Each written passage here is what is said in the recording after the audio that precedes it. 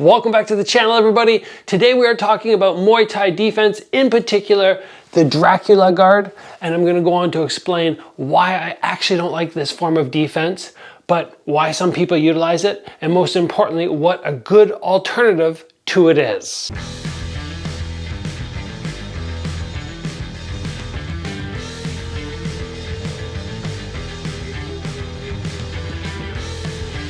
So we just wrapped up my Strike Ready, the ultimate guide to defense course. Had great amount of people join. We had great feedback on it, but one of the areas which I did not touch on was the Dracula guard. People kept messaging saying, "Oh, Gabriel, when are you going to touch on this defense?" And I didn't get around to it, mostly because I didn't know what it was.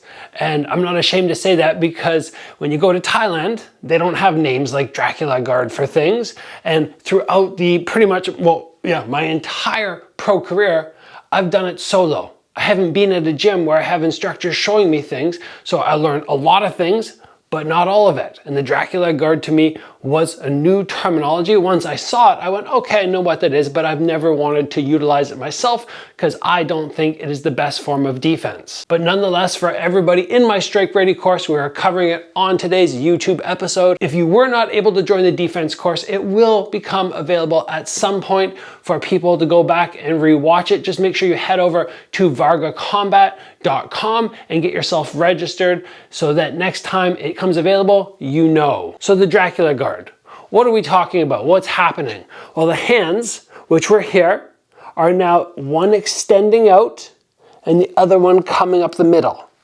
It's called Dracula guard because when he does his cape up like this, it kind of looks very similar. So it could be off either side, but most people are going to go lead arm is the one that reaches out and the other one comes up high. Now, upon hearing this terminology, I looked up the Dracula guard and watched a couple tutorials and saw a couple different ways to utilize it. Some people keeping a disconnect between the elbow, the inside of the elbow, and the face, so the elbow protrudes out more, and some people coming right in snug. Now, why would you use this defense? Well, number one, it's going to be very hard to land elbows, because from here, finding an elbow is going to be a big challenge. But number two, it's going to be difficult for anybody jaw hunting to find an easy opening. The problem that I don't like with it as much is it's going to leave the top of the head open, and anybody who's able to recognize, oh, okay, the top of the head's open, or maybe the uppercut's there, they're going to be able to find it. So of the two options, posting out and having space between the elbow or coming tight, I like the idea of having space if you're going to do anything. But the reason I don't love this one is I think a long guard is better. Instead of posting up and going, okay, somebody's throwing at me, doing this, I think a long guard here or here is going to be just as beneficial, if not more so. Because having this elbow up the middle, yes, it will create some safety, but I think having the palm here, or having this here is even better. And this arm in itself is going to do so much already from blocking straight punches. Having the other arm up doesn't seem to do much extra for me. And it takes away all your possible strikes. Whereas from here, I feel like I can blast in. From here, what am I left with? Off this arm. Pretty much just a hammer fist. I lose everything except for potentially an elbow, I suppose. But I can still throw the elbow very well from here or here. So the Dracula guard to me seems to be missing a couple integral pieces, which the long guard already provides.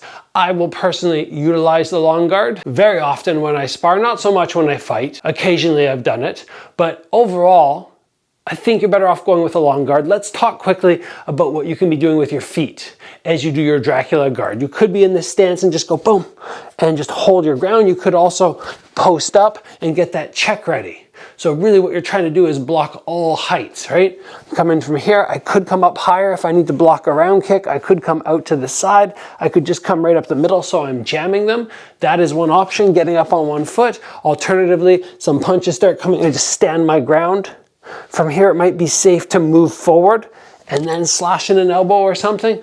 But again, long guard to me is superior. So for anybody who took my Strike Ready course, why did I not cover the Dracula guard? Very simply because I do not think it is a strong defense compared to the alternatives. And I don't utilize it a lot. I don't see a lot of other people utilize it in the MMA or kickboxing world. I'm sure in Muay Thai they do. But really, I think you can do better. than the Dracula guard. So let's call it there. Thanks for joining, everybody. And of course, big thanks to everybody who joined my Strike Ready defense course. I will see everybody back here soon for another video.